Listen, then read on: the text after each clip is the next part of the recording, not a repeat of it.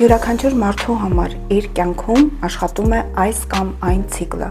Ըստ ցուցակիտության գոյություն ունի 9 ցիկլ, եւ դրանցից յուրաքանչյուրի ազդեցությունը մարդու համար շատ կարևոր է։ Օրինակ, ես այս տարի ապրում եմ իմ առաջին ցիկլը, նշանակում է, որ 2025 թվականին ես իմ բոլոր մտքերով, ցանկություններով թիրախավորված եմ լինելու նոր ստրատեգիական պլաններ մշակելու, նոր պրոյեկտներ սկսելու, իմ ցանկությունները լինելու են անձնական բրենդս աճեցնելու, իմ ցանկությունները լինելու են ավելի ամբիցիոզ ու մեծ նախագծեր հորինելու, մոգոնելու եւ դրանց կյանքի կոչելու։ Եվ այդպեսին են նաեւ մյուս ցիկլերը եւ դրանցից յուրաքանչյուրը իր ազդեցությունը ունի մարդու վրա։ Իսկ այն տարածված հարցին, թե գլոբալ ինչ պիտի անի մարդը 2025 թվականին, ես կարող եմ միանշանակ ասել, որ դա միայն առաջինը հայտնի, որովհետեւ մենք ունենք մեր ժամանակացույցը։